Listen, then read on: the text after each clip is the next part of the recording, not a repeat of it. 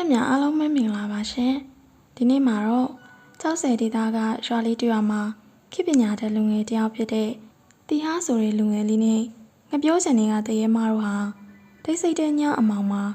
ပျော်ရွှင်ကြည်နူးချီလူမိခဲ့ကြတဲ့ထိတ်လန့်ခြောက်ခြားပွဲရာတဲထိတ်ရင်ပေါ်ပရလောကဖြစ်ရမှန်ဆက်လန်းလေးကိုတင်ဆက်ပေးသွားမှာဖြစ်ပါရဲ့ရှင်တခါတော့ကကျောက်ဆယ်ဒေသကရွာလေးတစ်ရွာမှာတော့တီဟာဆိုတဲ့ဘွဲရပေကစားလူငယ်လေးတယောက်ကသူ့ရဲ့အိမ်ကိုပြန်လာခဲ့ပြီးတော့အေးရဲ့စီးပွားရေးဖြစ်တဲ့ဥယျာဉ်ခြံလုပ်ကိုလောက်ကူပေးခဲ့ပါတယ်။တီဟာကအိမ်မနေရင်းနဲ့ဥယျာဉ်ခြံလုပ်ကူပေးခဲ့တာပါ။တီဟာရဲ့ငပြောချံကလေအတော်လေးကိုအောင်မြင်ပါတယ်။အခုလောလောဆယ်မှာတော့ထပ်ဆိုင်ထားတာကတာနီလို့ခေါ်တဲ့ငပြောမျိုးပဲဖြစ်ပါတယ်။အဲဒီငပြောမျိုးကဈေးကောင်းပြီးတော့လူကြိုက်လေအရင်များပါတယ်။တီဟာကစိုက်ပျိုးရေးနဲ့ကြောင်ပေးထားတာဖြစ်ပြီးတော့ဥယျာဉ်ခြံအလုပ်လုပ်ရတာကိုကျင့်နှံ့နေခဲ့ပါတယ်။တီဟာကခြံထဲကပင်တွေကိုလည်းအရန်ကြီးစိုက်တက်ပြီးတော့ရလက်ကောင်းမယ်လို့လည်းမျှော်လင့်ထားပါတယ်။တရားတယောက်အချိန်ပေးရတာနဲ့တောင်အပင်လေးတွေကိုတေချာပြိုးထောင်လာခဲ့ပါတယ်။မနက်စောစောမှာတော့တရားတို့သားဖသူတို့စိုက်ပြိုးထားတဲ့ငပြောချံကြီးကိုတေချာကြည့်ရှုနေခဲ့ပါတယ်။ခြံရဲ့လယ်မှာတော့တာနီငပြောပင်အကြီးတစ်ပင်ရှိပြီးတော့ဒီပင်ကြီးကတစ်ချံလုံးကိုစောင့်ရှောက်တယ်လို့လည်းယုံကြည်ပါတယ်။အဖေတို့ရှေးရိုးဆွဲတဲ့လေးအတိုင်းဒီတာနီငပြောပင်ကြီးကိုပူဇော်ဝဲတစ်ခုလုပ်ပေးရလိမ့်မယ်။ဟာအဖေဟာIT ကိတ်ကိုကြော်လို့ AI ကိတ်ကိုတော့ရောက်နေပြီလေဗျာဒါမျိုးတွေယုံနေသေးရလားဒါမင်းငါ့ကိုယုံရင်မယုံမသိမလုပ်ပါနဲ့ငါတို့လုပ်ပေးလာတာကကြားလာပြီဒါကတော့ဒီရှီယိုဆယ်ထုံးတန်းစင်လာတွေကိုမယုံကြည်နိုင်ပါဘူးပြီးတော့အလားအသက်မဖြစ်စေချင်လို့ပြောတာပါဒါအဖေတို့ဟိုတာနေငပြောမျိုးသီးသန့်စိုက်ထားတဲ့ခြံကိုလည်းဂယူးဆိုင်ရမယ်နော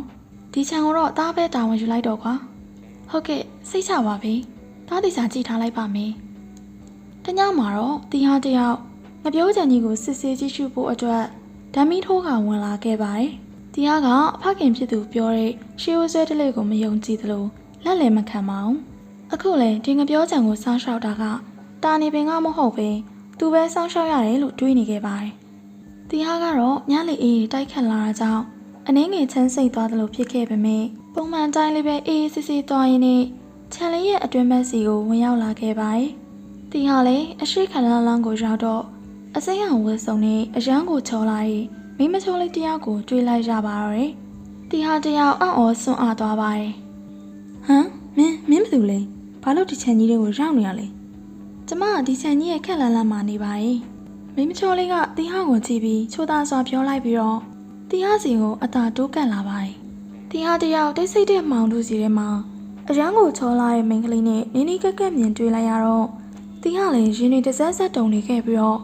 ့ရင်ခုန်တန်တွေကိုနားထဲမှာပါကြားနေမိပါတယ်။တီဟာကမိန်းကလေးကိုလုံးဝမသိပေမဲ့တိတ်ဆိတ်တဲ့မောင်တူကြီးရဲ့မှာမိမချောလေးရဲ့ခန္ဓာကိုယ်အလှတရားကတီဟာရဲ့စိတ်ကိုလုံးဝဖန်ဆားထားခဲ့ပါတယ်။တီဟာလည်းမိမချောလေးစီကိုတဖြည်းဖြည်းတိုးကပ်သွားလိုက်ပါတယ်။တီဟာကမိမချောလေးရဲ့ခန္ဓာကိုယ်ကိုအပေါ်ကနေအုံမိုလိုက်ပြီးတော့နှာခမ်းလေးကိုအနံပေးလိုက်ပါတယ်။တီဟာနဲ့မိမချောလေးတို့လည်းငပြောပင်ကြီးရဲ့အောက်မှာရင်ခုန်စိတ်လို့ရှာလို့ရပူနွေးတဲ့ညတညကိုအတူကုံဆုံးလိုက်ကြပါတယ်။အာယုံအလင်းရောင်နဲ့အတူကျင်းငတ်တူရဲ့အတန်ကိုကြားမှတီဟာလည်းမျက်လုံးကိုဖြည်းဖြည်းချင်းဖွင့်ကြည့်လိုက်ပါတယ်။တီဟာတယောက်အင်ကြီးထွက်ထားတာကိုသတိထားမိခဲ့ပြီးတော့ညကမေမချောလေးကိုမျက်လုံးထဲမှာမြင်အောင်နေခဲ့ပါတယ်။တီဟာကအနာသက်တွေလည်းမကောင်းဖြစ်နေတာကိုသတိထားမိခဲ့ပြီးတော့ညကမေမချောလေးကိုသတိရနေမိပါတယ်။တီဟာတယောက်နေရာကနေမထနိုင်သေးပေမိမချောလေးအကြောင်းကိုအကြာကြီးစဉ်းစားနေခဲ့ပါတယ်။အတန်ကြာသွားတော့မှတီဟာတယောက်အိမ်ကိုပြန်သွားခဲ့ပါတယ်။ခေါင်းတွေလည်းမူးဝင်နေသလိုခံစားခဲ့ရပြီးတော့စိတ်ထဲမှာတော့မိမချောလေးကိုပဲတွေးချင်နေခဲ့ပါတယ်။ဒါညကအိမ်ကိုပြန်မလာဘဲနဲ့ဘယ်မှာအိတ်နေရလဲ။မြင့်ကြည့်ရတာအားမရှိသလိုပဲ။အချိန်ရောကောင်းရလား။ကောင်းပါတယ်ဖေ။ညကတငယ်ချင်းတယောက်ထမင်းစားလာဖိတ်ထားနေလိုက်သွားလိုက်တာ။မင်းဒီညဥယျာဉ်ထဲကိုဝင်ကျင်သေးလား။သွားမယ်ဆိုရင်တော့အဖေအပြင်ကိုသွားရင်းနဲ့မင်းကိုတခါလေးလိုက်ပို့ခဲ့မယ်။ဟုတ်ကဲ့ဖေ။သွားလိုက်မယ်။ငါဒီညဥယျာဉ်ခြံအတွက်တိုင်ပင်ထားတဲ့တငယ်ချင်းတယောက်နဲ့သွားတွေ့စရာရှိရဲ့။ဟုတ်ကဲ့ပါ။အဖေသွားရင်သားတခါလေးလိုက်ခဲ့ပါမယ်။ညကြတော့ဦးငွေအောင်တို့သားဖကားလေးနဲ့ထွက်လာခဲ့ကြပါရဲ့။ဦးငွေအောင်ကသူ့တငယ်ချင်းဖြစ်သူနဲ့ပတ်သက်ပြီးတော့သားဖြစ်သူကိုပြောပြနေခဲ့ပါရဲ့။တီဟာကတော့တာနေငပြောခင်းတွေကမိမချောလေးကိုတွေ့ရတော့မယ်လို့တွေးမိပြီးတော့ရင်တွေခုန်နေခဲ့ပါရဲ့။တီဟာကမိမချောလေးနဲ့ပြန်တွေ့ရဖို့ကိုမျှော်လင့်နေခဲ့တာဖြစ်ပါရဲ့။တီဟာကအဖေဖြစ်သူကိုပို့ပေးတာနဲ့ငပြောချင်တွေကိုခက်သက်သက်ဝင်လာခဲ့ပါတယ်။ တရားကမိမချောလေးကိုအရန်တွေးကျင်နေပြီဖြစ်ပါတယ်။တရားတယောက်အရှိခလန်းလန်းကိုရောက်တော့သူတွေးကျင်နေခဲ့တဲ့မိမချောလေးကိုမြင်လိုက်ရပြီးတော့ပျော်သွားခဲ့ပါတယ်။မိမချောလေးကတရားကိုခလန်းလန်းကနေပြုံးပြုံးလေးကြည့်နေခဲ့ပါတယ်။တရားလည်းမိမချောလေးကိုအသာထွေးပေးလိုက်ပြီးတော့နှစ်ယောက်တည်းငပြောချင်ကြီးထဲမှာအတူတူအချိန်တွေကုန်ဆုံးလိုက်ကြပါတယ်။တရားတယောက်ကအခုထိမိမချောလေးရဲ့နာမည်မိမချောလေးရဲ့အကြောင်းတွေကိုတော့ဘာမှမသိခဲ့ရသေးပါဘူး။ကျင်းကလေးတွေအတန်နဲ့အတူအာယုံအလေးရောင်ကိုမြင်လိုက်ရပါတယ်။ဒီနေ့ကတော့တရားရဲ့ငပြောချင်လေးတွေမှာရှေးရတလေးအတိုင်းတာနီနတ်ကိုပူဇော်ပသပေးရမယ့်နေ့ပဲဖြစ်ပါတယ်။အိမ်နီးနားချင်းတွေအားလုံးကခြံထဲကိုရောက်ရှိနေကြပါတယ်။ဒီအချိန်မှာတရားတယောက်သူတခါမှမမြင်ဘူးခဲ့တဲ့ဘေးအိမ်ရမင်းကလေးကိုမြင်လိုက်ရပါတော့တယ်။အခုမှမြင်ဘူးတာကြောင့်လားတော့မသိပါဘူး။တရားရဲ့စိတ်ထဲမှာရင်ခုန်မိသွားပါတယ်။အရန်ချစ်စရာကောင်းတာပဲလို့လည်းတွေးလိုက်မိပါတယ်။တရားတယောက်မဖုံးနိုင်မဖိနိုင်နဲ့ချစ်စရာကောင်းတဲ့မိမချောလေးကိုခိုးပြီးတော့ကြည့်ရင်အကြည့်ချင်းဖလှယ်မိခဲ့ကြပါတယ်။အဲ့ဒီအချိန်မှာပဲတာနီငပြောပင်ကြီးဟာလဲကျသွားခဲ့ပါတယ်။အားလုံးလည်းထိုင်းလန့်သွားခဲ့ကြပြီးတော့အခုလိုခြေနေတွေကြောင့်ပူဇော်ပွဲကလည်းပြတ်သွားခဲ့ပါပြီ။တာနီငပြောပင်ဟာလဲကျသွားပြီးတွေးတွေစီးကျနေခဲ့တာကြောင့်တခြားရက်တွေကိုရွေးပြီးပူဇော်ပွဲကိုလုပ်ဖို့ဆုံးဖြတ်ခဲ့ကြပါတယ်။တရားတို့ရဲ့အဝေးခံလန်လန်ကငပြောပင်တွေကြားထဲမှာတော့ထိတ်လန့်ခြောက်ခြားစရာကောင်းတဲ့တရေမကမကြည်မချမ်းဖြစ်နေတဲ့ပုံစံနဲ့စူးစူးဆိုင်ဆိုင်ကြည့်နေခဲ့ပါတယ်။အဲဒီနောက်ပိုင်းမှာတော့တရားနဲ့ဘေးရင်ကကောင်းမလေးမေဝါတို့ကချစ်သူတွေဖြစ်လာခဲ့ကြပါတယ်။တရားနဲ့မေဝါတို့ကအချင်းချင်းအကြည့်ဆိုင်နေကြတာကိုမြင်လိုက်ရတဲ့ဦးငွေအောင်ကတော့တားပြစ်သူကပျော်ရွှင်နေတာကိုကြည့်ပြီးပီတိတွေဖြစ်နေခဲ့ပါတယ်။တရားနဲ့မေဝါတို့ကကြည်ကြည်နူးနူးနဲ့ဖျားပွဲကိုအတူသွားလေကြရင်နဲ့